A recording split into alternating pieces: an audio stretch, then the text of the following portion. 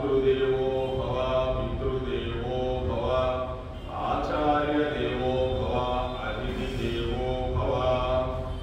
జయ శ్రీకృష్ణ చైతన్య ప్రభో నిత్యానంద శ్రీ అద్వైత నిరాధర శ్రీవాసాది గౌరభక్త బృంద. హరే కృష్ణ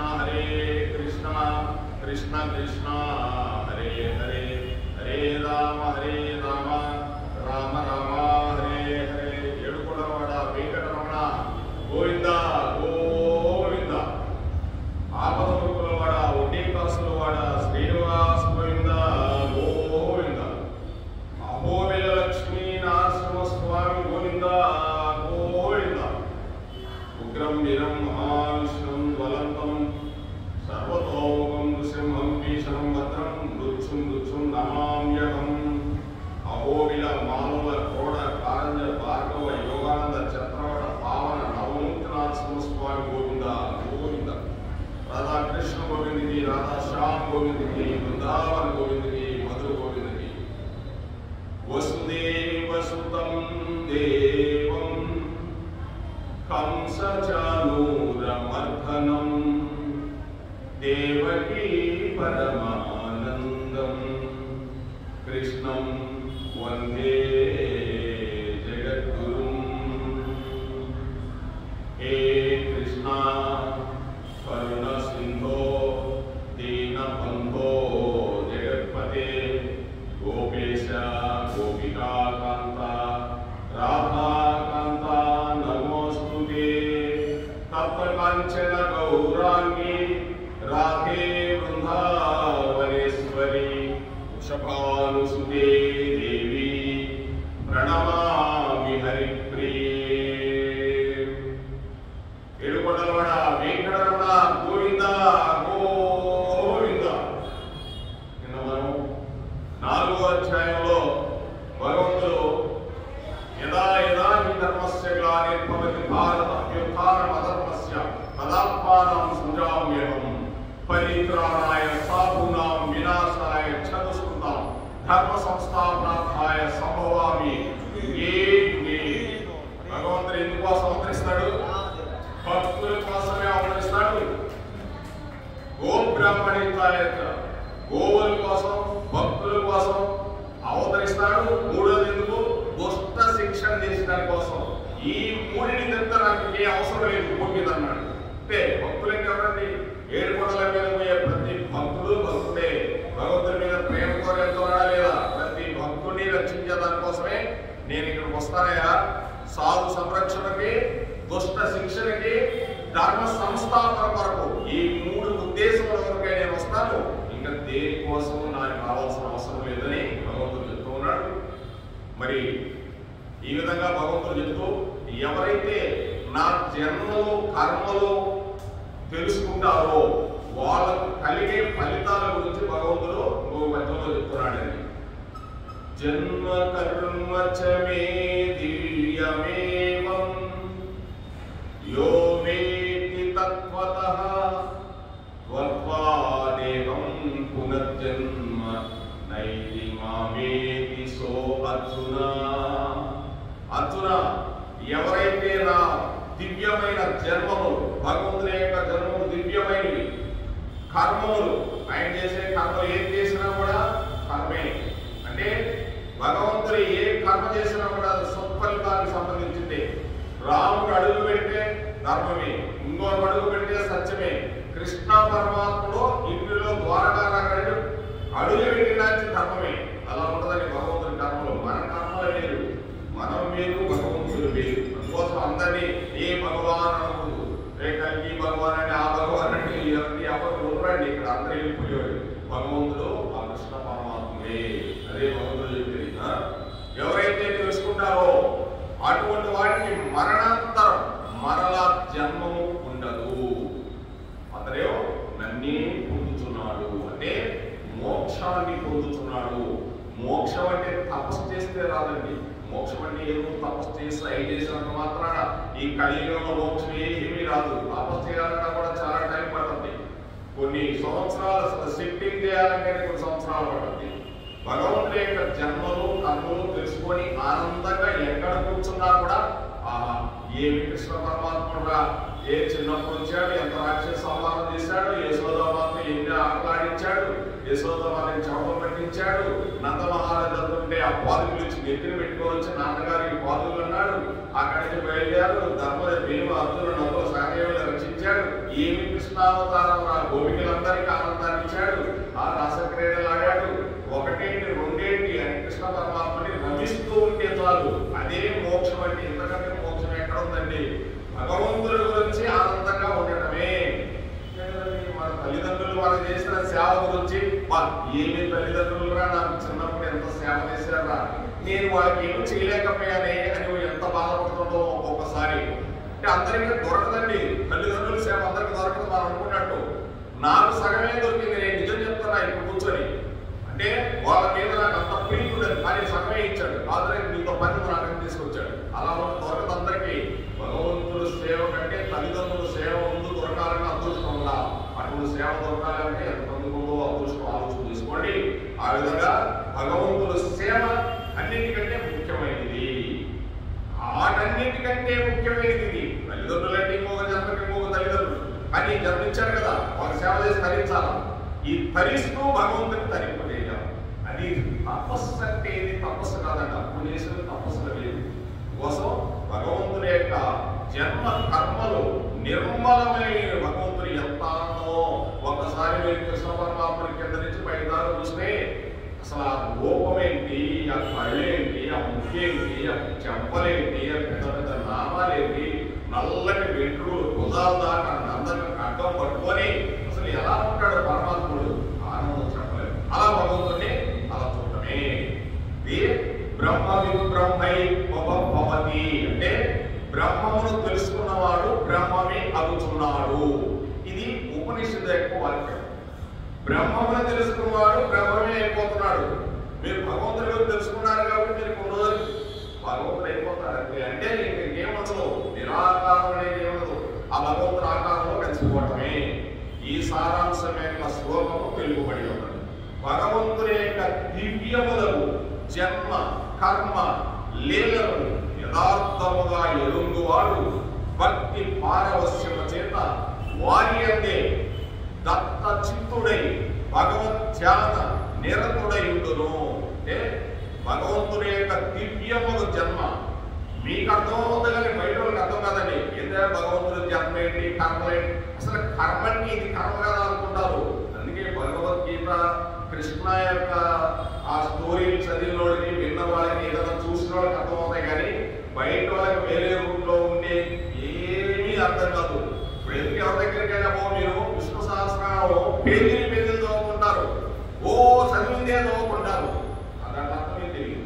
ఏదో చదవమన్నారో చదువుకున్నాం, ఒక్క పదం చదివితే చాలండి. ఈ విధంగా భగవంతుడు భాగవతం కథలు వినగలిగితే నీకు అన్ని వచ్చేస్తాయి. అది సామాన్యమైన విషయం కాదు. అట్లా భగవంతుడి యొక్క జన్మలు కర్మలంటే లీలలు. మనం ఏం లీలలు చేస్తామండి? ఏం లీలలు చేస్తాం, ఏం లీలలు చేయలేము. పరిగెత్తుకుంటా వస్తాం, పరిగెత్తుకుంటా పరిగెత్తాం, అలా ఉంటుంది. మన లీలలు ఏముండవు, సంసారమై మన లీలలు, ఎందుకంటే ఏముండవు. భగవంతుడి లీలలు దివ్యమైన యథార్థముగా ఎరుగవాడు, భగవంతుడి యొక్క లీలలు నిజముగా ఎరిగినవాడు భక్తి పారవశ్యము చేత వారి అందే నిరంతర చిత్తుడై భగవత్ ధ్యాన నిరతుడై ఉండును. ఇప్పుడు మీరంతా భగవంతుడి మీద ఉండబట్టే, ప్రేమ ఉండబట్టి ఇంత దూరం వచ్చారు, లేకపోతే ఏమవసరం అండి రాను. కావున అతను పరమాత్మనే పొందుతున్నాడు. భగవంతుడి మీద చింతన చేస్తున్నాడు కాబట్టి దాంట్లో 100% పరమాత్మని పొందుతున్నాడు. భగవత్ స్వరూపమును చక్కగా తెలుసుకునుట సాధన, భగవత్ ఐక్యమునందుట సాధ్యము. ఈ ప్రకారముగా సాధన సాధ్యము రెండును ఈ శ్లోకమునందు తెలుపబడినవి. సాధన ఉండాలి, సాధ్యము కూడా చేయాలి, రెండు కూడా ఈ శ్లోకాల్లో తెలుపబడి. ఈ ప్రకారముగా తత్వతః ఏం చెప్తున్నాడు భగవంతుడు? జన్మ కర్మచమే దివ్యమేవం యో వేత్తి తత్వతః అని చెప్పడం వల్ల భగవద్ విషయమును స్వానుభవం ద్వారా యథార్థముగా ఎరుగు ఇందువలనే కానీ వాచా జ్ఞానము చేయగాని, అశాస్త్రీయ జ్ఞానము చేయగాని, ఆపాత జ్ఞానము చేయగాని సంతుష్టి నొందరాదు. అంటే వాచా జ్ఞానం ఊరికే మాటలు చెప్పేసి నాకు జ్ఞానం వచ్చేసినాయా, ఊరిక వస్తుంది నాకు వచ్చేసినాయా అంటే కుదరదు. అశాస్త్రీయ జ్ఞానం చేయగాని, శాస్త్రం లేకుండా ఏదంటే చెప్తుంటారు కొంతమంది. ఎందుకంటే గొప్పగా చెప్పుకునే దానికి శాస్త్రంలో ఏదుందో అదే చెప్పాలి. అశాస్త్రీయం అంటే శాస్త్రం కాని, అపాత జ్ఞానం చేయగాని, తెలిసి తెలియని జ్ఞానం చేయగాని సంతుష్టి నొందరాదు. ఎన్ని రకాలుగా చెప్తున్నాడో చూడండి. వాచ్యా జ్ఞానం ఊరికే నోడుతో చెప్తూ ఉంటాడు, ఏదో జ్ఞానం తెలిసినట్టు ఏదో ఒక మాట దానికి 10 మాటలు సృష్టిస్తూ ఉంటాడు, దానివల్ల లాభం లేదు. అశాస్త్రీయం, శాస్త్రీయం కాదు భగవద్గీత శాస్త్రం. ఏ శాస్త్రం భగవద్గీత ఉందో ఇదే శాస్త్రం, నిజమైన శాస్త్రం. దీనికి అన్నీ ఉంటాయి. శాస్త్రాన్ని ధిక్కరించేవాడు ఇప్పటికీ కూడా కొడరాడు అర్జునాన్ని భగవద్గీత చెప్తాడు. శాస్త్రం అంటే శాస్త్రమే. అపాత జ్ఞానం అంటే తెలిసి తెలియని జ్ఞానంతో కూడా సంతుష్టి నొందరాదు. ఈ మూడింటి వల్ల నీకు తెలిసిపోయింది అనేది సంతుష్టి నొందరాదు. దివ్యం అని చెప్పినందువలన భగవాను లీలలు. దివ్యము అంటే లీలలు, దివ్య రూపము, జన్మ కర్మలు అప్రాకృతములని తేలుచున్నది. ఆయన జన్మలో కర్మలో నిజమైనవనే తేలుచున్నది. భగవానుడు ప్రకృతిని స్వాధీనపరుచుకునే వారు కనుక వారి చర్యలు సామాన్య ప్రాణుల యొక్క చర్యల వలె ఉండవు. భగవంతుడు ఈ ప్రకృతిని స్వాధీనపరుచుకున్నాడు. ఈ ప్రకృతిలో జరిగే ఏమేమి జరుగుతున్నాయో ఈ మొత్తాన్ని భగవంతుడు స్వాధీనంలో చేసేసుకున్నాడు. అందుకోసం భగవంతుడు స్వాధీనపరుచుకున్నాడు కాబట్టి సామాన్య మానవుడు చర్యల వలె ఉండవు. భగవంతుడు ఎలా ఉంటాయని మళ్ళా ఉంటాయా? ఉండవు. ఈ ప్రకృతి ఆయన ముసలైపోయింది. ఏమి మనమేం చేయలేము, భగవంతుడు ఏమైనా చేయగలుగుతుంది. భగవంతత్వం ఎరుగువాడు పునర్జన్మను పొందడు అని చెప్పి విని వెంటనే నన్నే పొందును. ఏం చెప్తున్నాడండి? త్వత్వాదేహం పునర్జన్మ నైతి మావేతి సో అర్జున. ఈ దేహం వదిలిన తర్వాత పునర్జన్మ పొందడు, కానీ ఏం చెప్తున్నాడు భగవంతుడు? నన్నే పొందుతాడు అని చెప్తున్నాడు. భగవంతుడు ఏం చెప్తున్నాడు? వెంటనే మళ్ళీ నన్నే పొందును. పునర్జన్మ పొందడు. పునర్జన్మ పొందడండి. ఎక్కడ పోవాలా? పునర్జన్మ పొందడు. అందుకోసం భగవంతుడు ఏం చెప్తున్నాడు? మావేతి సో అర్జున అంటే నన్నే పొందును. అంటే నన్నే పొందునంటే కృష్ణుడైపోతావు నువ్వు. ఇంకా అక్కడే ఉండదు. అందుకే అజామిలుడు మీకు తెలుసు, అతను మంచి బ్రాహ్మణ కుటుంబంలో పుట్టినవాడు. కానీ కొన్ని కారణాల వల్ల చేయరాని పనులన్నీ చేశాడు. వాళ్ళ భార్య సుశీల అంటే సుశీలమైంది. అటువంటి శీలం గల తల్లి వాళ్ళందరిని వదిలేశాడు, తల్లిదండ్రులు వదిలేశాడు, వాళ్ళని వదిలాడు, పిచ్చి సాంగత్యానికి వెళ్ళిపోయాడు.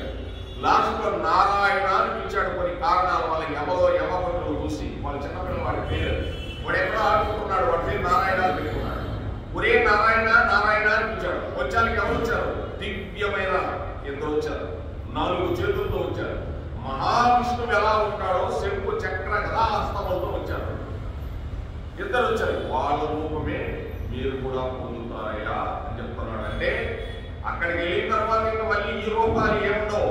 నువ్వు కూడా మహావిష్ణువు రూపంగా నా రూపాన్ని పొందుతావు. అంటే ఎంత పవిత్రమైపోయి ఉండవచ్చు, ఎలా ఉంటుందో అది భగవతత్వం. అంటే అజామిలుడు చూసి ఆశ్చర్యపోతాడు. నేను ఎప్పుడు చూడలేదు ఈ దివ్య రూపాలని. యమభటులు కూడా చూస్తారు, అసలు వీళ్ళని ఎప్పుడు నేను చూడలేదు అన్నారు. అది ఒక పెద్ద స్టోరీ. మళ్ళీ వాళ్ళందరికీ అక్కడ పెద్ద తగాదం జరుగుతుంది. అంటే యమలోకానికి వెళ్ళారు. అయ్యా నారాయణ అనడం వల్ల అతను నారాయణ లోకానికి తీసుకెళ్ళిపోతున్నారు. అసలు ఏంటి విషయం? అసలు ఎవరు వాళ్ళు? నేను ఇప్పుడు చూడలేదు. అంటే మరి ఎక్కడైనా సరే నారాయణ అని పేరు విన్నారనుకో మీరు, వాడు వెళ్ళిపోయే ముందు వాళ్ళు తీసుకురావు, విష్ణుమూర్తం తీసుకెళ్ళిపోవాలి. ఇదే మీ గుర్తు పెట్టుకోలేదు కనుక నారాయణ శబ్దం వింటే చాలు, మీ పాటి మీరు వెళ్ళిపోండి, వాడు తీసుకెళ్ళిపోతారు. యమధర్మరాజే వాళ్ళకి చెప్పాడు కోసం. మనం ఇందాక 8వ అధ్యాయం చెప్పుకున్నాగా, అంతకాలే చమామేవ స్మరన్ ముక్త్వా కలేవరం యత్రయాతి సమద్భావం యాతి నాస్తత్ర సంశయపర్జున. అంత్యకాలమందు కూడా ఎవరైతే నా నామాన్ని ఉచ్చరిస్తూ ఈ శరీరాన్ని వదిలేస్తూ ఉన్నాడో అట్టి వాడు నా లోకానికి పొందుతున్నాడు. అంతేకాదు నా స్వరూపమునే పొందుతున్నాడు అని చెప్తున్నాడు. అక్కడ కూడా ఈ పద్యంలో కూడా అదే చెప్తున్నాడు. మామేతి సోర్జున. ఎన్ని రకాలుగా చెప్తాడు భగవంతుడు. 8వ అధ్యాయం బట్టి 4వ అధ్యాయంలో చెప్పేశాడు. భగవంతుడు భగవద్గీతను ఒక్కొక్క శ్లోకానికి అర్థం చేసుకోవాలంటే చాలా కష్టం, చాలా ఈజీ కూడా.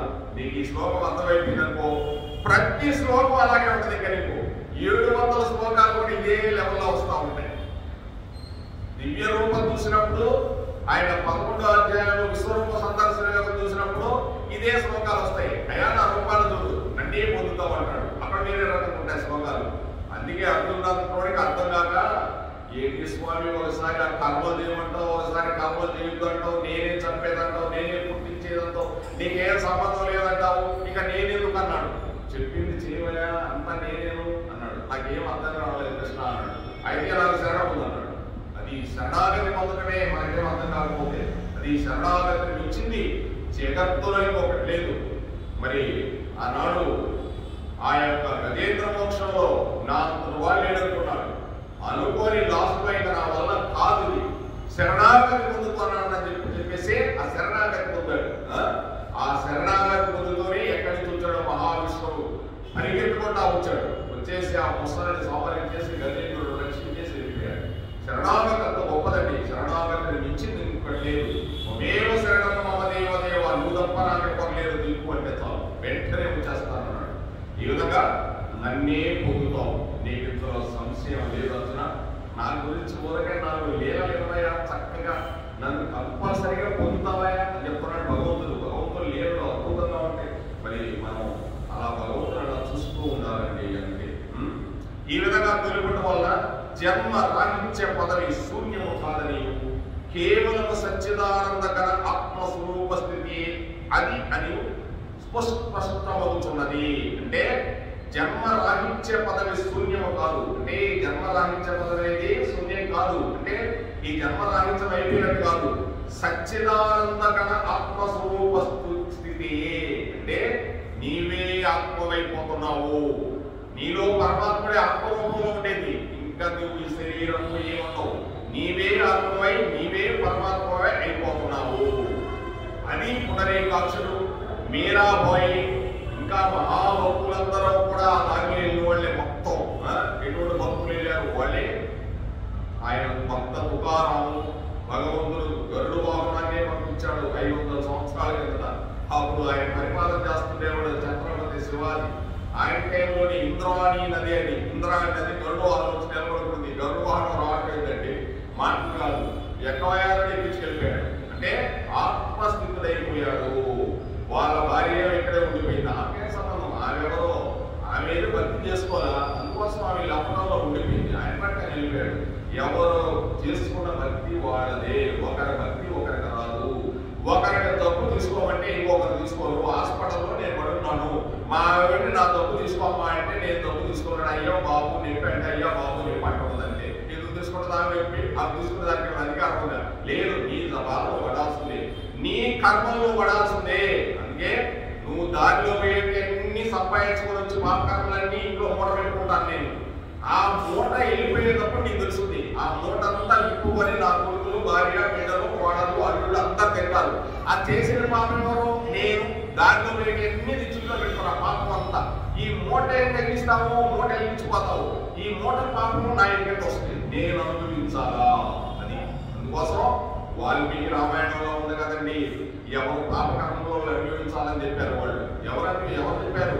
నారదుడు మహర్షులు చెప్పారు.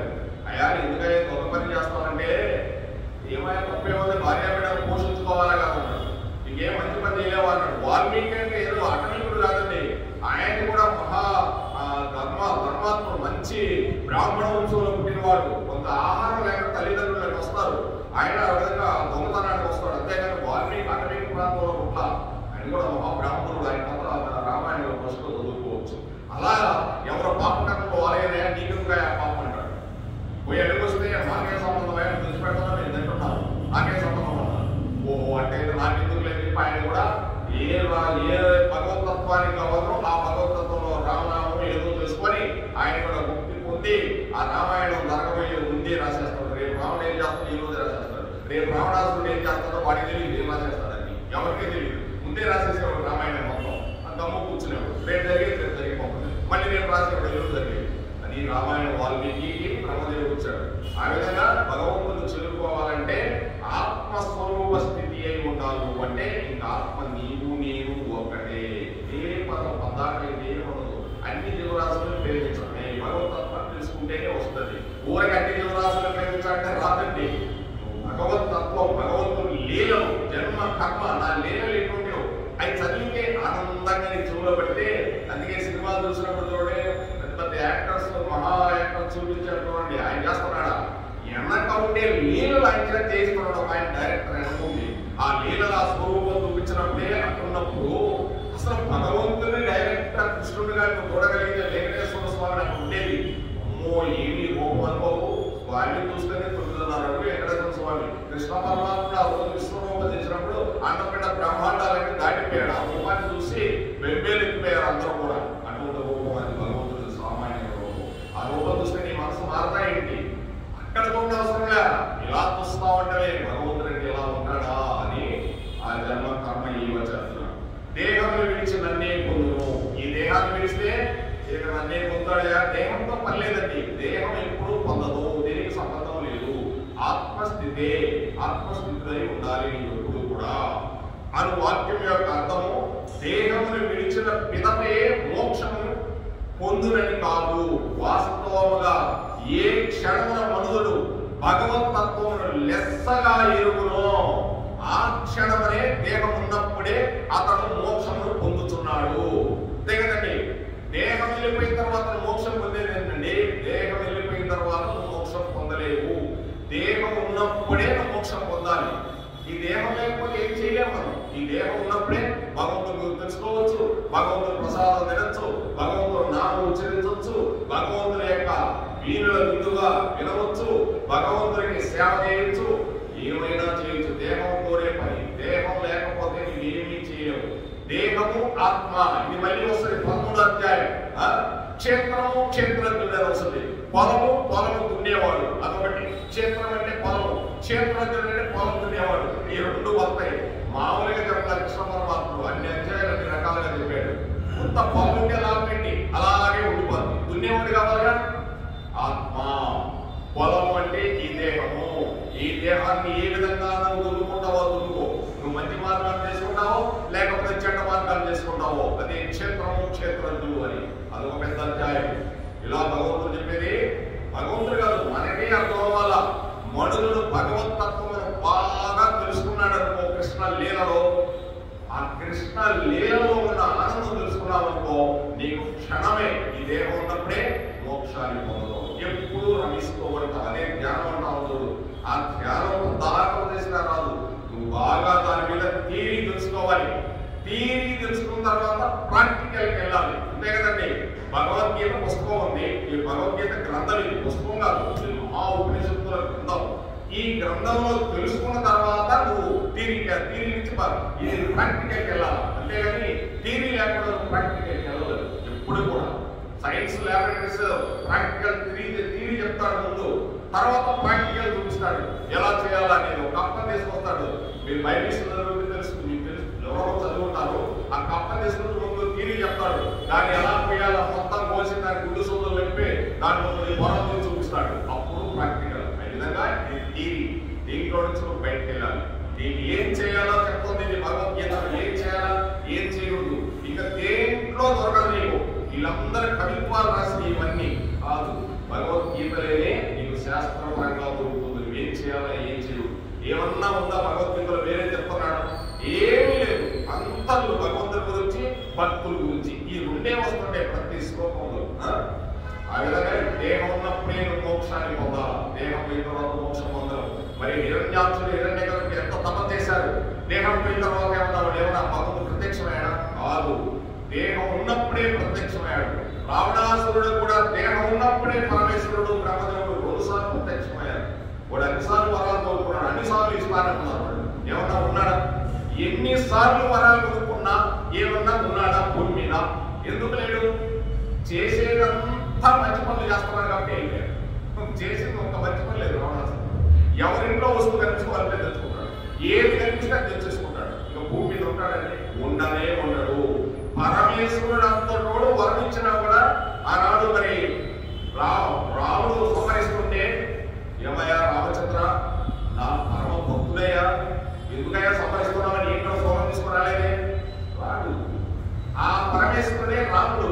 అక్కడ వర్ణించింది రాముడు, ఇక్కడ చంపేది రాముడే. అందుకోసం ఇంతమందిలో పరమేశ్వరుడి రూపంలో వర్ణిస్తాడు, రాముడు రూపంలో సంహరిస్తాడు. ఇదే జరిగింది. అది తెలుసుకుంటే నన్ను తెలుసుకున్నట్టే అర్థం. అది తెలియనంత వరకు నువ్వు దిగమనే. అదే భగవంతుడు చెప్పేది. నేను ఒక్కటే ఉండేది, ఇన్ని రకాలుగా చూపిస్తుందా మమమాయా గోదయ వేల కొలతలో ముఖాలు కూడా మాత్రమే నన్ను యథార్థముగా తెలుసుకోవాలని వస్తాడు. అట్లు తెలుసుకున్న వాడిలో ఒక్కడ మాత్రమే నన్ను నిజంగా తెలుసుకుంటాడు. అటువంటి వాడే మోక్షాన్ని పొందుతాడు. అంటున్నా ఎంతో మంది వస్తున్నారన్న భగవంతుడి దగ్గరికి తెలుసుకుందాం, ఇది తెలుసుకుందామని ఏ వందలే ఇక్కడ అని చెప్పి మళ్ళీ వెళ్ళిపోతున్నాడు. ఈ విధంగా ఎంతమంది వెళ్ళిపోయారు, ఒక్కడ మాత్రమే వెళ్తున్నాడు. అంటున్నా అటువంటి వాడే నన్ను నిజంగా తెలుసుకుంటాడు. వేల కొలతలు ఒక్కడ మాత్రమే, ఎంతో మంది ఉంటారు, వెళ్ళిపోతూ ఉంటారు. ఈ విధంగా ఈ దేహం ఉన్నప్పుడే మోక్షమును పొందుతున్నాడు. దేహం పోయిన తర్వాత ఏ మోక్షాన్ని పొందలేడండి. ఇంత అన్నం పేదన పెట్టాలన్నా కూడా ఈ దేహం ఉన్నప్పుడే, ఈ దేహంలో చేయాల్సిందే నువ్వు. ఈయనని మోక్షం అంటే ఏదో కాదు, సర్వజీవుల్ని ప్రేమించటమే. ఇంతకంటే మోక్షం ఏం లేదు. భగవంతుని లీలలో గానం చేసుకోవటమే, ఆనందంగా స్మరణ చేసుకోవటమే ఇది మోక్షం అంటే. భగవంతుడు చెప్పేది దేహంలో విడిచిన మీద మరలా దేహము పొందడని తెలుపుట కొరకే దేహాంతర ప్రస్తావన ఇతర కావింపబడినది. అంటే ఈ దేహం వెళ్ళిపోయిన తర్వాత మరలా దేహమును పొందడు అని తెలుపుట కొరకే దేహాంతర ప్రాప్తి అని ఇతర స్వామి వారు భగవంతుడు చెప్తూ ఉన్నాడు. భగవత్ సాహిత్యం ఎవరు పొందగలరు? భగవంతుని యొక్క అప్రాకృత జన్మ కర్మలను తత్వములు వాస్తవముగా ఎరిగిన వారు. భగవంతుని యొక్క ఆయన యొక్క జన్మ, ఆయన యొక్క కర్మలు, భగవంతుడు లీలలు. ఒక్కసారి కృష్ణ లీలలో చూడండి, ఒక్కసారి రామలీలలో చూడండి. మత్స్యావతారం, కూర్మావతారం, ఎటువంటి లీలలండి. మత్స్యావతారంలో ఋషులందరికీ తీసుకొచ్చి ఆ నామం తీసుకొచ్చి చేప వచ్చాడు. ఆ చిన్న చేపలో వచ్చి తర్వాత ఆ కమలంలో వచ్చి ఆడబడి ఆడించి మళ్ళీ బోట్లు లాక్కోపోయి వీళ్ళందరికీ తీసుకెళ్ళిపోయాడు ఆ ఆహార పదార్థాన్ని. మత్స్యావతారం. కూర్మావతారం ఆ మందరగిరి పర్వతాన్ని నెత్తి పెట్టుకొని ఈపున ఆ యొక్క చిలుగుతూ ఉంటే ఆ పాలసముద్రాన్ని దాంట్లో నుంచి వచ్చింది. లక్ష్మీదేవి ఇవన్నీ వచ్చాయి. చూడండి కూర్మావతారం ఎన్ని లీలలు. మత్స్య కూర్మ వరాహ అవతారం, వెంకటాచలం మీద భూదేవి అవతారం. ఈ భూమండలాన్ని ఆ సముద్రంలో పారేశాడు హిరణ్యాక్షుడు. తీసేసి కూడా హాయిగా నవ్వుకుంటున్నాడు.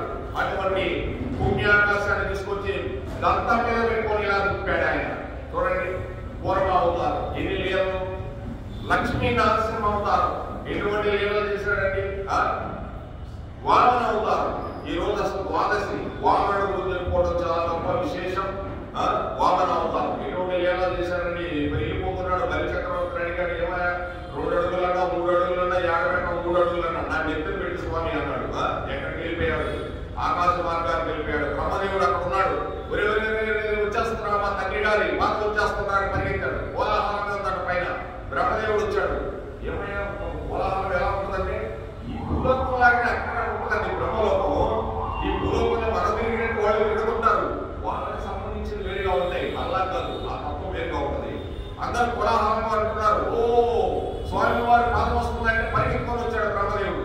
ఓ మా తండ్రి గారి పాదం వస్తుందని చెప్పి తీసుకొచ్చి ఆ బ్రహ్మ గడిగిన పాదం ఆయన కడిగేశాడు బ్రహ్మదేవుడు. అందుకే బ్రహ్మ గడిగిన పాదం అని చెప్పి ఎవరు కడిగారంటే అన్నమయ్య గారు. బ్రహ్మ గడిగిన పాదం ఆయన ఎలా చూశాడు? అన్నమయ్య గారు కూడా మనలాంటి వాడే. ఆయన ఎలా చూశాడు? భక్తి మార్గంలో చూశాడు, కనిపించినాయి ఆయన కంటే. బ్రహ్మ గడిగిన పాదం ఏనాడో బ్రహ్మ గడిగిన పాదం పంచి పెట్టాడు ఆయన. చూశాడు కాబట్టి ఆ విధంగా కూర్మ అవతారం, మత్స్య వామన పరశురాముడు అవతారం 23 సార్లు ఈ భూమిని గంటగడ్డ తీసుకొని వాళ్ళ అమ్మ 23 సార్లు గుండెలు బాదుకునిందంట. నాయనా నాయనా నాయనా నాయనా అని చెప్పి పరశురామ రామ రామ అని 23 సార్లు గుండెలు బాదుకుంటే 23 సార్లు ఈ భూ ప్రదక్షిణ చేసి రాజులందరినీ సంహరించి ఆ రక్తాన్ని ఏరులే ప్రవహించి కురుక్షేత్రంలోకి గంటగడ్డలు కట్టుకొని వెళ్ళాడు. ఇక ఈ మహేంద్రగిరి పర్వతం మీద పోయి కూర్చున్నాడు. కశ్యప మహర్షి అన్నాడు, నీకేం పని భూమి మీద ప్రక్షాళన చేశాక ఇక పోవాయి అన్నాడు. ఆ కశ్యప మహర్షి దానం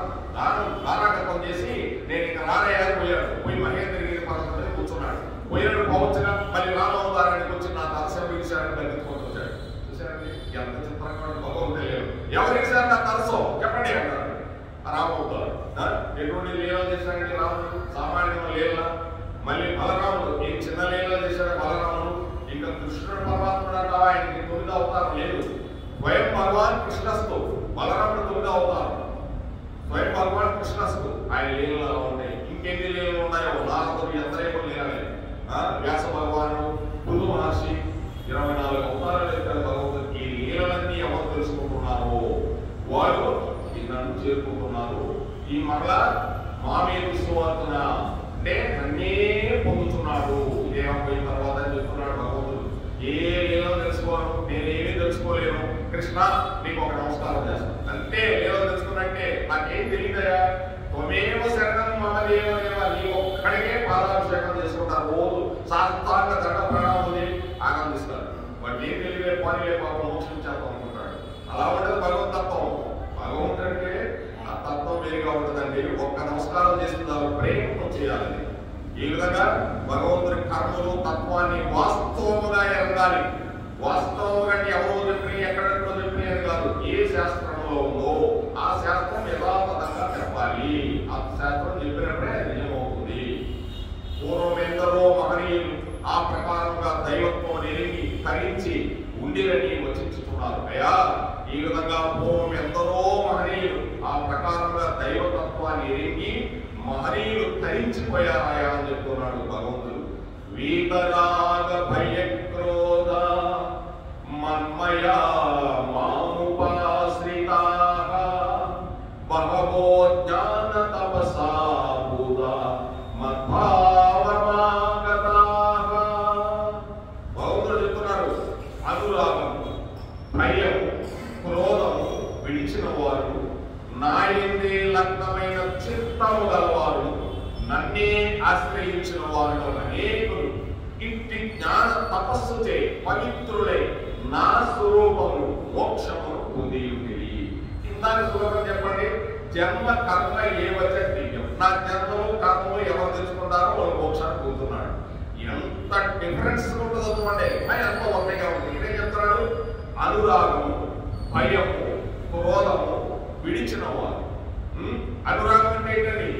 అందరి మీద వాళ్ళ మీద వీళ్ళ మీద అనురాగం. ఈ రాగము అనే దాన్ని విడిచిన వారు. భయం, ఏ భయం లేనివాడు. క్రోధం, అసలు ప్రపంచంలో మొట్టమొదట మానవుని సర్వనాశనం చేసేది కలియుగంలో క్రోధమే. కోరికే, అనురాగం అంటే కోరికే. ఈ రెండే అని చెప్పాడు కృష్ణ పరమాత్ముడు ఉద్ధవుడికి. ఉద్ధవ ఉన్నది ఉన్నట్టు చెప్తాను మీరు. అసలు రాబోయేది కలియుగంలో ఉండే 2 ఉన్నాయి మానవుడికి. ప్రతి ఒక్కరికి కోరిక, క్రోధం. ఈ రెండుతోనే పతనమైపోతారయ్యా. ఈ క్రోధంతో లేనిపోని జబ్బులు తెలుసుకుంటారయ్యా. కోరికలతో లేనిపోని యొక్క జబ్బులు తెలుసుకుంటారయ్యా. ఈ రెండింటి వల్లే కలియుగంలో ఆయుష్ ప్రమాణం తగ్గిపోయి ఎన్నో జబ్బులతో మరణిస్తున్నారని చెప్పి కృష్ణ పరమాత్ముడు ఉద్ధవుడికి ఒక పెద్ద స్టోరీ చెప్పేసి వెళ్ళిపోయాడు. ఇంకా తర్వాత మాట్లాడలేదు. తర్వాత కృష్ణ పరమాత్ముడు ఆ మాటనే మాట్లాడేసి చాలా పెద్ద మాట మాట్లాడేసి వెళ్ళిపోయాడు. వెళ్ళిపోతూ నువ్వు బదరీకి పోయి తపస్సు చేసుకోబోయా అన్నాడు.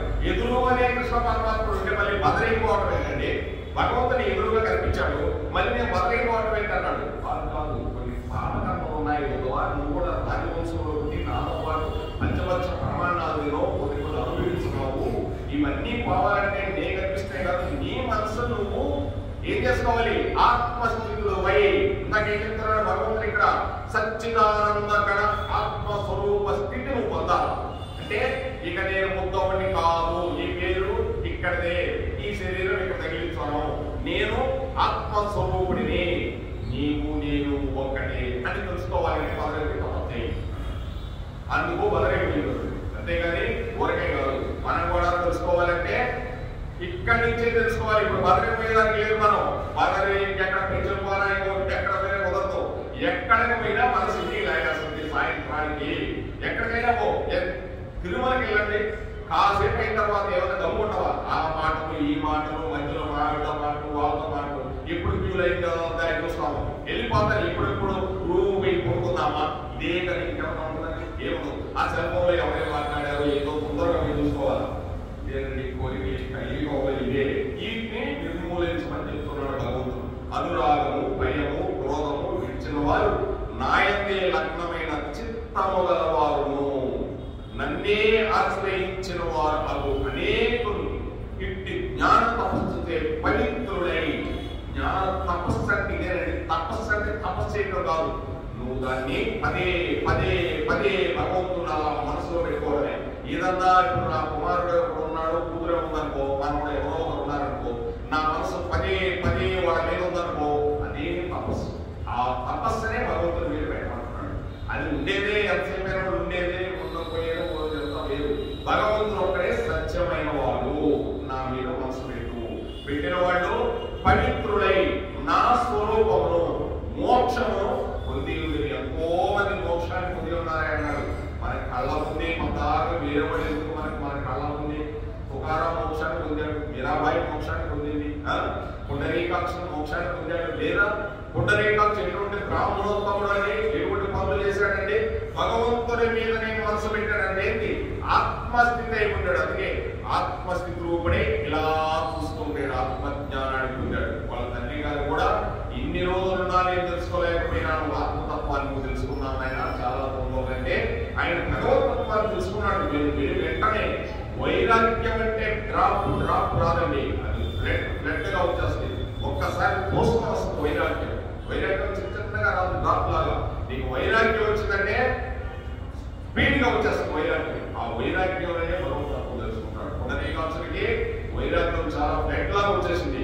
ఇదే జీవితం అనుకున్నాడు, దాంట్లో వెళ్ళిపోయాడు భగవతత్వాన్ని. ఈ విధంగా మోక్షాన్ని పొందవచ్చాయా ఎక్కువ మంది వెళ్ళిపోయారనుకుంటున్నాడు. జ్ఞాన యోగం ఈ అధ్యాయం నందు గీతాచార్యులు, గీత ఆచార్యులు. గీతాచార్యులు అంటే గీత చెప్పింది ఆచార్యులు. ఎవరు? కృష్ణ పరమాత్ముడు మనందరికి ఆచార్యులు. గీతాచార్యులు ఆయన జ్ఞానము, తపస్సు, యజ్ఞం, అగ్ని, నౌక, ఖడ్గము, ముండలు, వివిధ రూపములు వర్ణించి చెబుతున్నారు. ఈ చోట జ్ఞానము తపస్సుగా వర్ణించి, ఈ జ్ఞానం అనేదాన్ని జ్ఞానము అంటే తపస్సు. ప్రపంచంలో అనేక తపస్సులు ఉన్నప్పటికీ జ్ఞాన తపస్సు సర్వోత్కృష్టమైనది. ఎలా అంటే శరీరంపై గల మాలిన్యమును నీటితో కడిగివేయనట్టు బహు జన్మార్జిత పాప పంక్యలమైన వాసన మాలిన్యమును ఆ జ్ఞాన తపస్సు కడిగివేసి చిత్తమును శుద్ధిపరచును. అంతే కదండి. ఈ శరీరంలో ఎంత మాలిన్యం ఉన్నా సరే మీరు స్నానం చేస్తే ఫ్రెష్ అయిపోతుంది. అంతే, దానికి మట్టి గిట్టి కాసేపు మళ్ళీ వస్తుందండి, కానీ ఉండదు. కానీ ఈ జ్ఞాన తపస్సు అనేది కానీ మనం చేయగలిగితే బహుజన్మ అంటే కొన్ని కోట్ల జన్మల నుంచి ఆర్జితమైన పాప పంక్తులకు కూడా వాసన మాలిన్యం, వాసనలు ఉన్నాయండి. వాసనలు అంటే మనం ఎంత చేసిన పాపాలే వాసన, అదే కర్మ. వాసనలు మన ఇంటికి వస్తూ ఉంటాయి. ఎక్కడో పూగుస్తుందండి, అక్కడెక్కడో మన ఇంట్లో మళ్ళీ పూగుస్తున్నాయి. ఇక్కడికి ఎలా వస్తుంది వాసన? వాసన గాలి ద్వారా తీసుకొస్తుంది. ఆ గాలి ద్వారా ఏమైనా కనిపిస్తుందా? కనిపించదు. ఆ విధంగానే ఈ తపస్సు అనే దాన్ని నువ్వు చేస్తే ఈ వాసన మాలిన్యము ఆ జ్ఞాన తపస్సు కడిగి వైచి చిత్తమును శుద్ధిపరచుకును. కనుక పూత అంటే పవిత్రులై అను పదము ప్రయోగింపబడినది. బహువో జ్ఞాన తపస్స అంటే బహువు అంటే బహువు జన్మల నుంచి వచ్చిన పాపకర్మలన్నీ ఈ జ్ఞానం అనే తపస్సు చే జ్ఞాన తపస్స. పూత అంటే పవిత్రులై, పూతాహ పవిత్రులై అను పదము ప్రయోగింపబడింది. అంటే ఎన్నో జన్మల నుంచి ఉన్న ఈ పాప పంక్యలమంతా ఈ తపస్సు అనే జ్ఞానం చే కలుషితాన్ని కూడా పారవేసేస్తున్నాయా, నువ్వు పవిత్రమైపోతున్నావా అని చెప్తున్నాడు భగవంతుడు. మోక్షం అనేది చిత్త నైర్మల్య అత్యంత ఆవశ్యకమై ఉన్నది. మోక్షానికి చిత్త నైర్మల్య ఇటువంటి తపస్సు అనే దాని మీద నిర్మలమైన దాంతో నీకు ఆవశ్యమై ఉన్నది. కనుక జ్ఞాన తపస్సులు చేయు. జ్ఞాన తపస్సు అంటే అదే భగవంతుడి మీద మనసు పెట్టడమే, ఆయన లీలలు వింటమే. ఇందాకేం చెప్పాడండి? జన్మ కర్మ అంటున్నాడు. ఇక్కడేమంటున్నాడు? బహోజ్ఞాన తపస్సా పూత. ఎప్పటి నుంచో నువ్వు చేసుకున్న పాప కర్మలన్నీ నీ యొక్క జ్ఞానం అనే తపస్సు చేత భస్మీ పటలో చేసేసుకోవచ్చాయా నీకై వీళ్ళే చెప్తున్నాడు. అంటే భగవంతుడి మీద మనసు పెట్టడమే కృష్ణ లీలల మీద. ఈ లీలల మీద నీ తపస్సు ఏం ఫలించదండి. చూడండి, పరమేశ్వరుడు ఎంతమంది అయినా తపస్సు చేశారు, ఎవరైనా నాకు మోక్షం నేను అడిగారా? ఒక్కడగా చరిత్రలో మార్కండేయ మహర్షి ఒక్కడే కూడా ఎందుకు అడిగాడు? మార్కండేయ మహర్షి చాలా గొప్పవాడు. వాళ్ళ అమ్మ నాన్న నీకు 11 సంవత్సరాలకి మరణం ఉందరా నాయన, నీ జాతకంలో అలా ఉందరా నాయన అని రోజు ఏడుస్తుండేవాడు వాళ్ళ అమ్మ నాన్న. ఏడుస్తుంటే ఈ మార్కండేయుల అమ్మ మీ ఇద్దరు ఏడవగాకమ్మా, ఎందుకు ఏడుస్తారమ్మా నా కోసం అంటే, ఎప్పుడైనా చనిపోయేదేనమ్మా, దానికోసం భయపడగాకమ్మా, నేను పూర్వజన్మ ఏ పాపం చేసుకున్నానమ్మా, మీరే పాపం చేసుకున్నామా అన్నాడు. ఇదే ఏడుపు అమ్మ నాడు వాడు మనసులు. కానీ చూసారండి అనురాగం కొడుకు మీద, వాడు మనసులే కానీ కొడుకు మీద అభిమానం. నా కొడుకు చచ్చిపోతాడు, ఇదంతా పోయింది, నా కొడుకు చచ్చిపోతాడు. ఈ గోల ఎందుకు అమ్మ, నేను తపం చేస్తాను పరమేశ్వరుడి గురించి, ఏమన్నా చూద్దామమ్మా అన్నాడు. సరిపోనాయన అని తపం చేశాడు. తపస్సు అంటే ఏం లేదు, అక్కడ కూర్చొని ఆ పరమేశ్వరుడు ఓం నమ శివాయ ఓం నమ శివాయ ఏదో నామం చెప్పుకుంటున్నాడు. నామం చెప్పుకుంటున్నాడు. ఈయన కూడా ఏంటి, మోక్షానికి పోవాలని లేదు దీనికి, మా అమ్మ నాన్న కోసం నేను బ్రతకాల అని దానికోసం పోయాడు. ఈయన కూడా మోక్షానికి పోవాలి. పరమేశ్వరుడు ప్రత్యక్షమయ్యి ఆ యముడు కూడా వచ్చాడు. ఆయన డ్యూటీ ఆయన చేసుకోవాలి కదండి. పాపం యముడు అంటే యమధర్మరాజంటే ఏదైనా కూడా ఆగుతుంది, కానీ యమునా అనేది ఆగదు. యమున అంటే సూర్యుడి యొక్క కుమార్తె, యముడు అంటే సూర్యుని కుమారుడు. యమున ఆగుతుందా? లేదు. యమున వెళ్ళిపోతూనే ఉంది. యముడు ఏమన్నా ఆగుతాడా?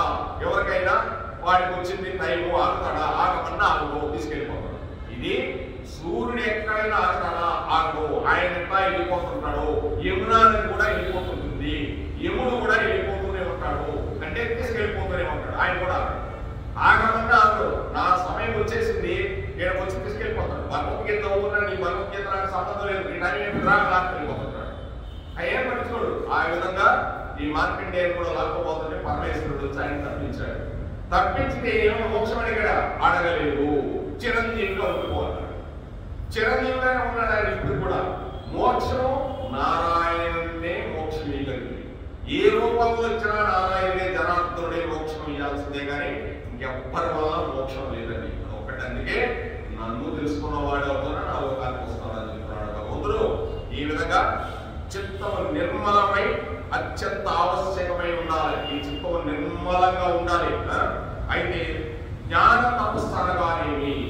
ఇందాక జ్ఞాన తపస్సు అనుకున్నాం కదా, దాని గురించి భగవంతుడు చెప్తున్నాడు.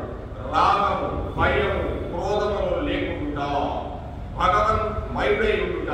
అంటే రాగము అంటే అందరి మీద అనురాగం, కొడుకు మీద భార్య మీద ఎవరో ఒకరి మీద పెట్టుకుంటాడు, వాడి మీదనే మనసు పడిపోయాడు. ఇంకా ఆ రాగాలు ఏమి ఉండకూడదు. భయం, దేనికి కూడా భయపడడం అంటే భగవత్ తత్వానికి సంబంధించి. నేను కూడా భయపడినట్టు వేరే రకంగా ఉంటుంది. భగవంతుడు తత్వంలోకి విడిపోయిన తర్వాత ఇంకా భయం ఉండదు అతనికి. ఓ భగవంతుడు అంటే ఇంకా ఆయన కోసం భయపడితే ఏముండదు. భగవంతుడు అంటే నా తండ్రి బంధంతో పెట్టుకుంటాడు. ఆ భయమే ఉండదు ఇంకా అతనికి. అంటే నాకెందుకు వెనక నాకున్నాడు, మా తండ్రి ఉన్నాడు, నాకేంటి భయం. అంతే కదండి. మీ తండ్రి ₹1,00,00,000 10,00,00,000 సంపాదించాడు, నువ్వేమనుకుంటావు? ఎవరైనా నలుగురిలో ఉన్నప్పుడు నాకేంటే మా నాన్న సంపాదించాడు 10,00,00,000, ఆ ఉద్యోగం పోలేము అంటే వాడికి అంత ధైర్యం ఉంది. ఈ విధంగా నాకేంటి, నాకు భగవతత్వం ఉంది, నాకు ప్రేమతత్వం ఉంది, నారాయణుడి మీద ఉంది. నాకు నారాయణుడు అనుకున్నాడు అంటే ఏంటి? నేను భయపడదు, నాకు నారాయణుడు ఉన్నాడు, నారాయణుడి మీదనే మనసు పెడతాను. ఆ భయం క్రోధము అంటే ఏ పని చూసినా కూడా నీకు కోపం అనేది ఉండదు, శాంతమైపోయి ఉండవు. అటువంటి క్రోధము లేకుండా జ్ఞాన తపస్సు. భగవన్ మయుడై ఉండుగా అంటే భగవంతుడు స్వరూపంలో ఇతను ఆవరించుకుని ఉంటాడు. అంటే ఇంకా ఇతన్ని ఎక్కడ చూసినా కూడా, ఎక్కడ కూర్చున్నా కూడా భగవంతుడే చూసుకుంటాడు. ఆ బొమ్మను చూసాడు అనుకో, బొమ్మగా అనుకోడు. ఆ మహానుభావుడు ఏం చేశాడు, ఆయన కూడా భగవంతుడే అనుకుంటున్నాడు.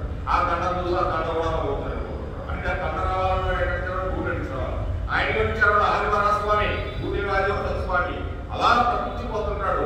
అంతేగాని ఏదో అనుకోడు. దాని తత్వం తెలుసుకుంటాడు, లోపు తత్వం తెలుసుకుంటాడు. ఎక్కడి నుంచి వచ్చినా ఆయన దగ్గర నుంచి రావాల్సిందే, నా తండ్రి దగ్గర నుంచి రావాల్సిందే అనే తత్వం తెలుసుకున్నప్పుడు నువ్వు భగవన్ మయుడై ఉంటావు.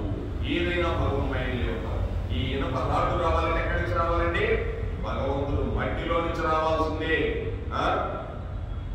భగవంతుని ఆశ్రయించుదా.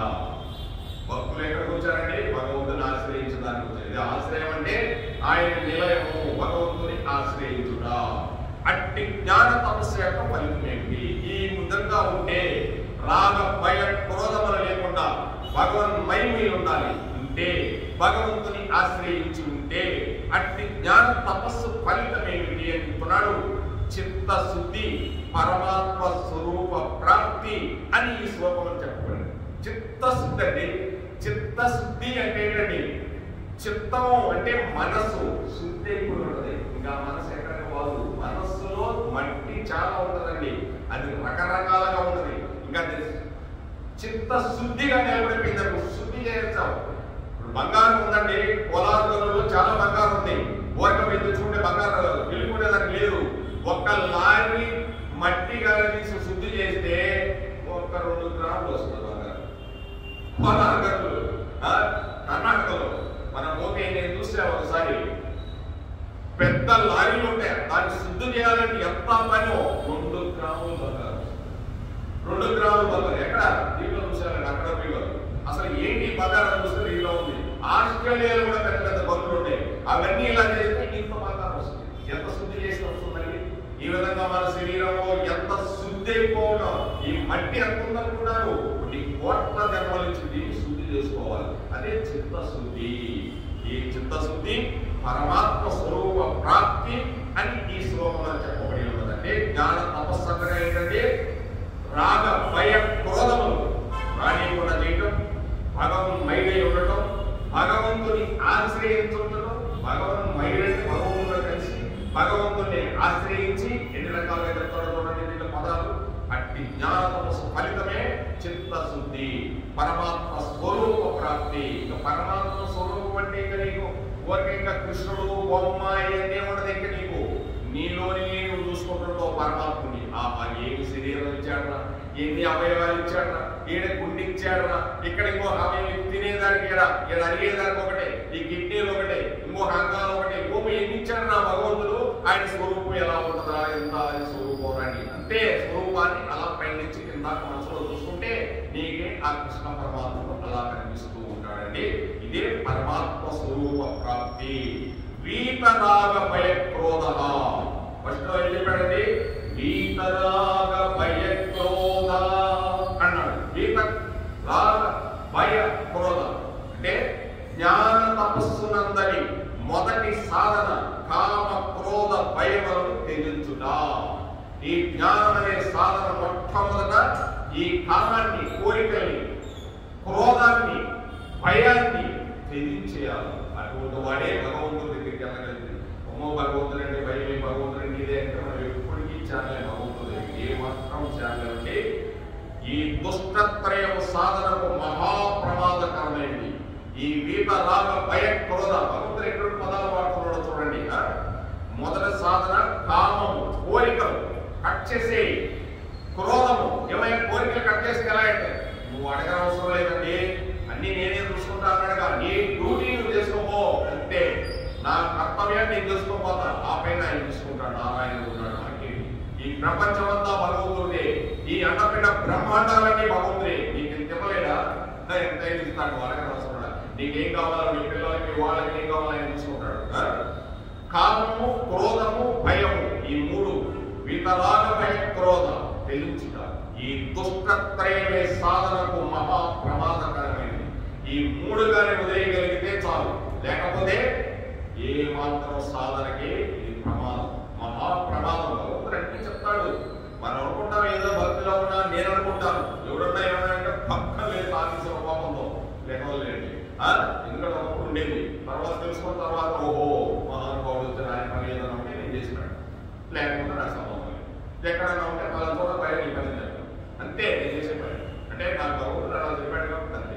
తెలియకపోయినా కూడా చూపిస్తాను, పక్కన పో, లేకపోతే పైన పో. భార్య భర్తలు తగ్గులాడుకుంటే మా ఆఫీస్ పైన పో, అక్కడ పో అంటే చెప్తాను. ఏదైనా పిల్లలకు కావాలంటే స్త్రీల సంఘం అంటే పైన మహిళా సంఘం ఉంది, అక్కడ పో. లేకపోతే డిఆర్డీఏ పచ్చల గిత్తలు తయారు చేసే కావాలంటే అంగన్వాడి అక్కడ పో అంటే ఇక్కడే ఒక ఆఫీసులు. తెలియదు కదా పాపం, ఎంతో మంది వస్తుంటారు. అదే మనం చేయాల్సిన పని, ఇంతకంటే ఏం లేదు. ఈ దుష్టత్రయాన్ని దూరం పెట్టడమే. కాబట్టి ప్రయత్నపూర్వకముగా ఆ దుర్గుణముల మూడింటిని తొలగించుకోవాలను. ఇంతేనండి, సామాన్యమైన విషయమా? ఉద్ధవుడు చెప్పాడుగా, కోరికలే కోపం మీరుండే ఉందవా ఎటువంటి వాడిని కూడా పతనం చేస్తే కలియుగంలో భక్తుల్లాగా కనిపిస్తాడు. మాటలు చెప్తాడంటే చేతలు ఉద్దవా అర్థమైందా? ఎక్కడో దొరుకుతారు ఆ తప్పదు అన్నాడు. అది భగవంతుడు చెప్పింది. దొరకదు సామాన్యంగా. ఊరక ఎన్ని ప్రసంగాలైనా చేయించండి, పెద్ద పనేం కాదు. కానీ అతని తత్వం ఇటు ఉంటుంది ఎవరు తెలుసు? మనం ఇంటనే ఆ తత్వాన్ని లాగేసుకోవాలి మనం, అంతే. వాళ్ళ గురించి మనకు అనవసరం. ఈ విధంగా ఆ మూడింటిని తొలగించుకోమని చెప్తున్నాడు. అయితే ఎట్లు తొలగగలము, దానికి కూడా ఉపాయం చెప్తాడు భగవంతుడు. అయితే ఎట్లు తొలగగలము అంతే కదండి. తండ్రి చదువుకోమని చెప్తాడు, చదువు రాకపోతే ఎలా రావాలి చెప్తారా? నీకు ఎంత సేపు పెద్దలా రాదురా, నేను ఇలా తనకి కూర్చో నీకు చెప్తాను ఎలా చదువు రావాలని చెప్తారు. ఇలా అమలు కట్టాడు రంగారంగా వాడు చదువు వచ్చేస్తుంది. అది అంటే భగవంతుడు ఉపాయాలు కూడా చెప్తాడు. దానికి ఉపాయం విని వెంటనే చెప్పబడింది. మన్మయాహ మాముపాశ్రితాహ ఇక్కడ చెప్తున్నాడు చూడండి. వీతరాగ భయక్రోధ మన్మయా మాముపాశ్రితాహ అంటే నిరంతర భగవత్ చింతన. మాము అంటే నేను నిరంతరము భగవత్ చింతన, భగవద్ ఆశ్రయము, ఇవి ఉపాయములు. అసలు ఎంత మీరు చేసేది ఇదే. నిరంతరం భగవత్ చింతన చేస్తున్నారు మీరు. హరే కృష్ణ కృష్ణ కృష్ణ హరే హరే, హరే రామ రామ రామ హరే హరే. ముని మహారాజు గారు కూడా సాయంత్రం ఒక్కడే కూర్చొని ఇక్కడ చెప్తున్నాడు. ఒకరు ఇద్దరు కూర్చొని మళ్ళీ అక్కడక్కడ కూర్చొని ఇంటుంటారు. ఊరికి ఎట్లా అందరూ ఉన్నారు ఇక్కడే అని ఇక్కడ కూర్చొని అక్కడే ఇంటున్నారు. ఆయన గురువు గారు అని చెప్తున్నాడు. మహారాజు గారు కూడా హరే కృష్ణ కృష్ణ కృష్ణ హరే హరే అని చెప్తున్నాడు. వేరేదే చెప్పడు. ఓం నమో వెంకటేశాయ నమః చెప్తాడు. వేరే చెప్పేదానికి లేదు. అదే నామస్మరణ, నిరంతర భగవత్ చింతన. మీరు ఎక్కడ ఉన్నారండి? మీరు భగవత్ చింతనలో ఉన్నారు నిరంతరం. నేను ఇప్పుడు 6:50 కల్పన ఆఫీసులో ఉన్నా, వేరే పని మీద పరిగెత్తుకుంటా వస్తున్నా. అయ్యో నేను భగవద్గీత చెప్పగలిగినా కృష్ణ, నేను ఎలా ముందు నేను వినగలిగినా అన్న పరిగెత్తుకొని వచ్చా. ఏదైనా కానీ నాకు ఆర్తి ఉంది కాబట్టి నేను పరిగెత్తుకొని రావాలని కూర్చున్నాను. అంతేగాని నేను స్నానం చేయాలని నాకు లేదు. ఏం చేస్తాం? నాకు ఇక్కడ పరిగెత్తాలి, అక్కడ డ్యూటీ చేయాలి. ఆ డ్యూటీ అవసరం ఈరోజు, ఆ ఎలక్షన్ డ్యూటీ. అక్కడ పడేసామని వచ్చేసిన తర్వాత సమయం పరిగెత్తుకుంటారు. ఎందుకంటే ఆర్తి అంటే ఆ వైరాగ్యం అనేది భగవంతుడు ఇవ్వాలని కొన్ని కారణాల వల్ల వైరాగ్యం వస్తుంది. వాడి పుట్టికతో జ్ఞానవంతులై ఉండాలి. మధ్యలో భగవంతుడు ఆ వైరాగ్యాన్ని ఇవ్వాలి, లేకపోతే రమ్మన్నా రాదు. ఆ వైరాగ్యంలో కూడా అతను చేసే ప్రతి పని భగవంతుడి పని అవుతుంది. ఏది కూడా వేరే అతను సొంత పని అనేది కాదు. ఏది చేస్తున్నా భగవంతుడి గురించి చేయాలా అనే తపన కలిగి ఉన్న రోజే ఆ భగవద్గీతాన్ని చేరుకుంటామని చింతన చెప్తున్నాడు. దాని గురించి చింతన, భగవద్ ఆశ్రయము, భగవంతుని ఆశ్రయించడమే. నువ్వు ఎవరిని ఆశ్రయించినా నీకు రక్షణ లేదండి. భగవంతుని ఆశ్రయమే రక్షణ. అంతరా ద్రౌపది మాతకి అయోని, ఆమె అగ్నిలో నుంచి పుట్టిన మహాతల్లి, ఆమె ఎవరన్నా రక్షించగలిగారు? ధర్మజ భీమ అర్జునుడు సహదేవ భీష్మాచార్యుడు ద్రోణాచార్యుడు ధృతరాష్ట్రుడు ఎవరన్నా గాంధారీ మాత అందరూ రక్షించగలిగారా? ఎవరు రక్షించారా? రక్షకుడు ఒక్కడే ఉన్నాడు. ఏ ద్వారకాధీశ్ అనేది వచ్చేసాడు. ఎక్కడి నుంచి వచ్చి ఎక్కడి నుంచి? ఆత్మచింతన. ఇక్కడే కూర్చొని ఉంటాడు. పిలిస్తే వస్తాను, నువ్వు పిలకపోతే నేను రాను. పిలవ అని అందరికి చూపిస్తుంది. అప్పుడు గుర్తొచ్చింది, ఓ వీళ్ళందరూ నాకే రక్షకులు, వీళ్ళది కాదు, ఆ ద్వారకాధీశుడే రక్షకుడని. ఏ ద్వారకాధీశ్ అనేది వెంటనే వచ్చేసాడు. అలా ఉంటుందండి భగవతత్వం అంటే. ఆశ్రయము, భగవంతుని ఆశ్రయించాలన్నాడు. రక్షించేవాడు ఆయన ఒక్కడే, ఎవ్వరూ రక్షించలేదు. మా బావ రక్షిస్తాడు, మా అమ్మ రక్షిస్తుందంటే బావ నచ్చుడుగా చూసుకో, అక్కడ మంచిగా చూసుకో. నీకు రక్షణ ఆయన ఒక్కడే, ఎవరు లేరు. నీకు అన్ని చూస్తారు కానీ రక్షించేవాడు ఆయన ఒక్కడే. అది ఇవి ఉపాయములు అంటే. ఉపాయం చెప్తున్నాడండి. భగవత్ చింతన, భగవంతుని ఆశ్రయించడం రెండు ఒకటే ఉంటాయి చూడండి. భగవత్ చింతన, భగవంతుని మీద చింతన చేయడం, భగవంతుని ఆశ్రయించడం రెండు ఒకటే. ఆశ్రయించడం, చింతన అని రకరకాల భావాలు ఉంటాయి భగవంతుడి. రాగ భయ క్రోధ రాహిత్యం, వాసనాక్షయం, నిరంతర భగవన్మయ తత్వ భగవద్ ఆశ్రయ తత్వములను తత్వజ్ఞానం యొక్క సహాయం చే లభ్యము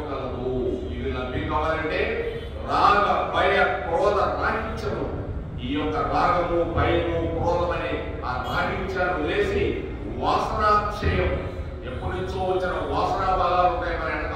పూర్వజన్మలో చేసిన వాసనలు ఎక్కడైనా బావు, ఆ వాసనలే మన వెంటాడుతూ ఉంటాయి.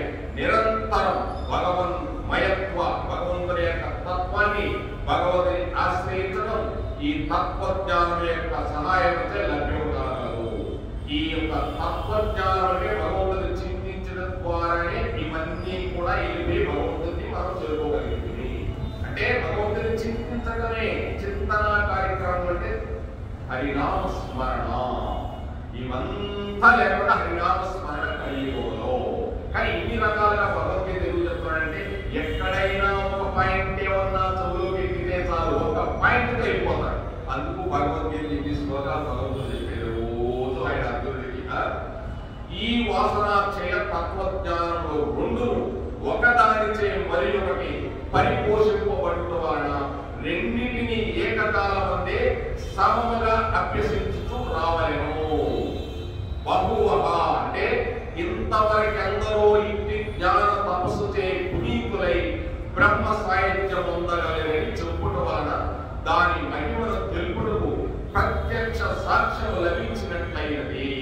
అంటే పూర్వం ఎందరో దానిని సాధించి ముక్తిపరచినందున ఇప్పుడు ముందు కూడా ఈ ప్రకారమే మీరు కూడా సందేహం లేకుండా ముక్తిని పొందగలరని. కాబట్టి భక్తులందరికీ కూడా ఆ సాధనను తప్పక ఆచరించి ఆశ్రయము పొందగలరు. ఏదా పొందాలంటే భగవత్ చింతన, భగవంతుని ఆశ్రయించడం. ఈ రాగము, భయము, క్రోధము ఇవన్నీ వదిలేయడం సామాన్యమైనవి కాదండి. వింటూ వింటూ వింటూ ఉంటే ఏదో ఒక రోజు ఏదో ఒక సమయంలో ఓ అని భగవంతుడు వేస్తాడు. ఈ మనసులో ఆయన వేస్తాడు. అందుకే నీ బుద్ధి మాంద్యాన్ని ఇచ్చేది కూడా నేనే అవుతున్నాడు. వినగా వినగా వినగా నీ బుద్ధిని కూడా నేను మరుపుస్తా. ఏది అన్ని భగవంతుడే చేసుకుంటాడు. ఇంకేమో అవసరం భగవంతుడు చేస్తాడు తెలుసుకోవాలి. మనం సాధన చేస్తే కొద్దిగా పెట్టి ఇస్తాడే కానీ ఎట్టి పరిస్థితుల్లో భగవంతుడికి ఎట్టి సంబంధం లేదండి. ఎవ్వరి మీద ఆయనకి రాగము, ద్వేషము ఏమి ఉండవు. ఎవరు భక్తి తత్వంలో ఉంటే వాడి దగ్గర తెలుసుకుంటుంటాడు. అంతే కదండి. అందుకని ఏం చేస్తాడు, రాణిని కూడా ఇది ఎప్పుడు భక్తి మార్గంలో ఉంటాడా అని చూసుకుంటాడు. అంతే వాడి మీద చేస్తుంటాడు. భక్తి పోరా అని వాడి ఉండదు, వెళ్ళిపోతుంటాడు ఎంతసేపు. ఆయన ఏం చేస్తాడు, భగవంతుడు కూడా ఏం చేయలేదు. భక్తి మార్గంలోకి వస్తే ఆ బుద్ధి మాందవ్యాన్ని ఇచ్చేది కూడా నేను అవుతున్నా అని చెప్పి ఒక మధ్యలో చెప్తాడు భగవంతుడు. ఈ విధంగా భగవంతుడు చెప్తూ ఉన్నాడు. కాబట్టి ఆ సాధన ద్వారా మనం భగవంతుడు చేరుకోవాలి. భగవత్ స్వరూపమును పొందుడికి హృదయ నిర్మలత్వం ఆవశ్యకము. హృదయం నిర్మలంగా ఉంటాడా, ఎవరికైనా పెట్టాలి, ఎవరైనా చేస్తాడా, నిర్మలంగా ఉంటాడే అంటారు చూడండి. నిర్మలం కావాలి మనసు ముందు. ఆ హృదయ నిర్మలత్వములకే జ్ఞాన తపస్సు అవసరము. ఈ జ్ఞాన తపస్సు అంటే భగవత్ చింతన, భగవంతుని ఆశ్రయించడం, ఈ రాగ భయ క్రోధాలు వదిలేయడం, వీటన్నిటి వల్ల ఆ జ్ఞాన తపస్సు వస్తుంది. ఓకే, జ్ఞాన తపస్సు అంటే ఏదో తపస్సు చేసుకుంటారో మాత్రమే ఇది కాదండి. ఆ చింతన వాళ్ళు కూడా తపస్సు చేశారు, చింతన చేశారు. అందుకే కదా మనుషులకు సామాన్యంగా కోపం రాదు. ఎవరికైనా కోపం ఇచ్చినట్లు ఉంటారు, ఎందుకంటే కర్మ చేయడం లేదని. విశ్వామిత్రుడికి దాంట్లో కోపం ఉంటారేమో, ఆయన కోపం కాదు, కోపం కొన్నట్లు ఉంటాడు. ఎందుకంటే పని చేయాలిగా అందుకోసం. ఎక్కడో శాపం ఇచ్చారంటే వాళ్ళు తప్పుడు పనులు చేస్తేనే శాపం ఇస్తుంటారు. మళ్ళీ వాళ్ళకి ఉపాయం చెప్తారు. పాపం ఎవరో ఉపాయం చెప్పి మళ్ళీ పంపిస్తుంటారు. భగవంతుడు చేసిన కూడా ఇదే. కానీ చూడండి ఎంత గొప్పవాళ్ళు మనుషులు మన కోసం ఎంత చేస్తుంటారు. అది గొప్పవాళ్ళు అంటే ఈ హృదయ నిర్మలత్వకే జ్ఞాన తపస్సు అని పేరు. జ్ఞాన తపస్సు అనగా ఏం చేయాలి? జ్ఞాన తపస్సు రావాలంటే కామ, క్రోధ, భయ రాహిత్యాన్ని వదిలేయాలి. ఈ కామాన్ని, క్రోధాన్ని, వీటన్నిటినీ వదిలేయగలిగితే ఈ రాహిత్యాన్ని, అప్పుడే మనకి జ్ఞాన తపస్సు వస్తుంది. భగవత్ తన్మయత్వం, భగవంతులో తన్మయత్వం చెందడం. ఆ భగవంతుని తన్మయత్వం అంటే మీకు ఏంటి ఉందండి? ఆ భగవంతుడు రోజు మీరు తన్మయత్వం చెందుతూనే ఉన్నారు. భగవత్ ఆశ్రయత్వం, భగవత్ తన్మయత్వం, భగవంతుని ఆశ్రయించడం. ఎన్ని రకాలుగా ఉందో? రెండు రకాలు ఒకేగా ఉంటాయి.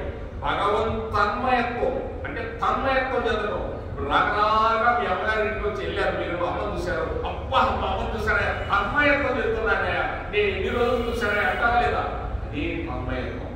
ఆశ్రయించడము, భగవత్ ఆశ్రయత్వం అంటే అక్కడికి పోయి అమ్మని ఆశ్రయించడం. అమ్మ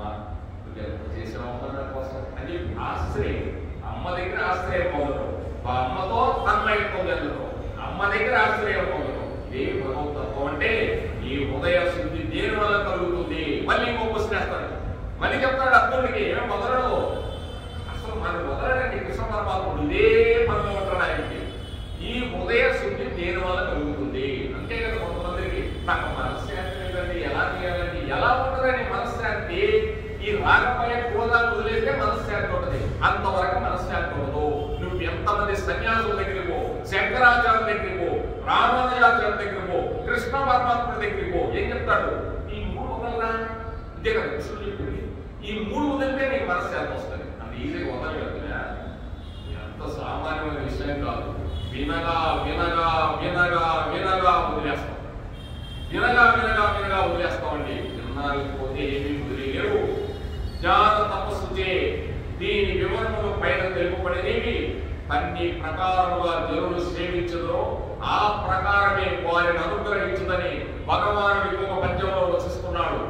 నన్ను ఏ విధంగా సేవిస్తారో వారిని ఆ ప్రకారంగా నేను అనుగ్రహిస్తానయ్యా అని భగవంతుడు చెప్తున్నాడు. నువ్వేమీ సేవించలేదు, నీకు ఎట్లా అనుగ్రహిస్తాడని చెప్పండి. తల్లిని మనకి జన్మించింది, పెంచింది, పెద్ద చేసింది. ఆ తల్లి మనం సేవించడం లేదు, నీకు ఆ తల్లి అనుగ్రహం ఎలా వస్తుంది? రాదుగా. అమ్మ ఇప్పుడు బాధపడతానే ఉంటుంది. పోనీ దీనికోసమే కాకినాడలో ఒక అతను బాగా డబ్బున్నాడండి. చిన్నప్పటి నుంచి చదివించిందో ఏదో చేసిందో వాళ్ళ అమ్మ పెద్ద కోట్లకు అధికారి అయిపోయాడు. వాళ్ళ అమ్మగారేమో ఒక పెద్ద డాక్టర్ అయినా, కాకినాడలో పెద్ద డాక్టర్ అయినా. అసలు ఆయన దగ్గర చీటీ తీసుకోవాలంటే పొద్దు నుంచి తీసుకుంటే సాయంత్రం పోతాం. అందుకోసం ఆయన దగ్గరికి ఆమె బాగా పోయిపోతుంది. పోయిపోతే నాలుగు నీళ్ళంటే పక్కింటి ఆమె తీసుకొచ్చింది హాస్పిటల్ కూర్చోంది.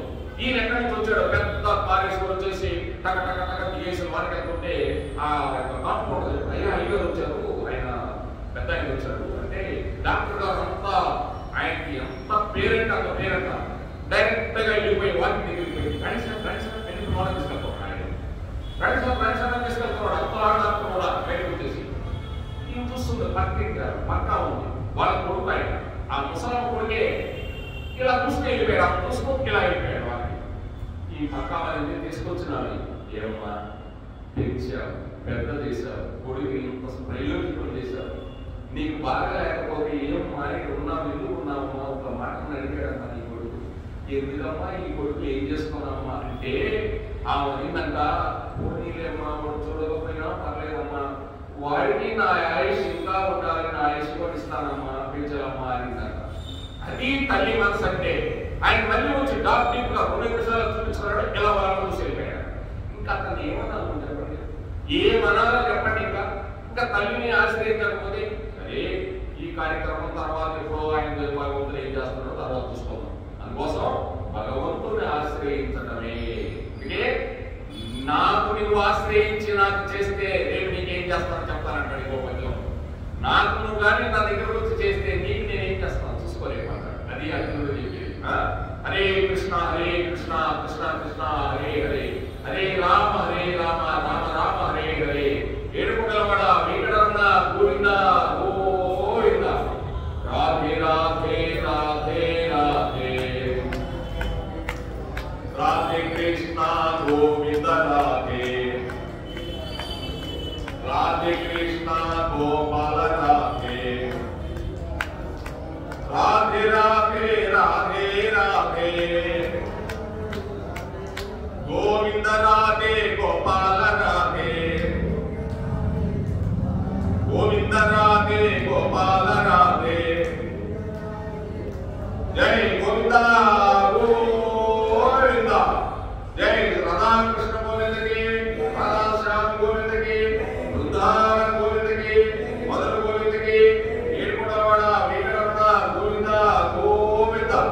శ్రీ భగవాన్ శ్రీకృష్ణ పరమాత్ముడికి జై. అబ్దుల్ మహారాజ్ కి జై, గురు మహారాజ్ కి జై, గోపాల ప్రభు కి, శివ ప్రభు కి, పూజార ప్రభు కి, మహాభక్త బృందావనకు సర్వం శ్రీ కృష్ణార్పణమస్తు.